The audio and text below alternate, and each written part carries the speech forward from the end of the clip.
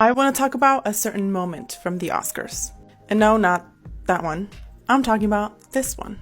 You know the Oscar statue was modeled after Mexican-American actor Emilio Fernandez, 1928? That's right.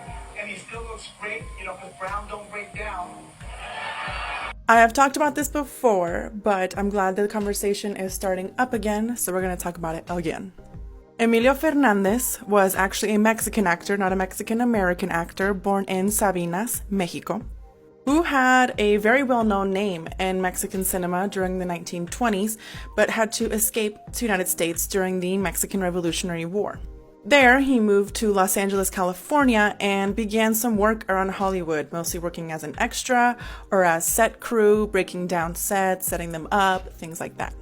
And as it may be, he met another Mexican actress, Dolores del Rio, who was already extremely famous and a household name all over the world at this point.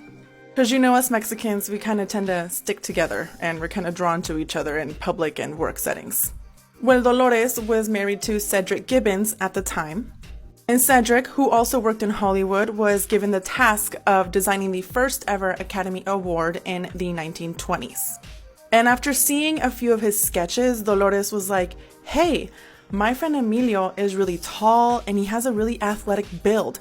I'm going to ask him if he can model for you. And Emilio did. And the Oscar we see today was modeled after Emilio Fernandez in 1928. There's Emilio and Dolores del Rio with Cantinflas. Emilio eventually moved back to Mexico and became one of the most famous actors, directors, and producers during the golden age of Mexican cinema. And I personally love that the most important award given out in Hollywood was thanks to two Mexican icons in cinema.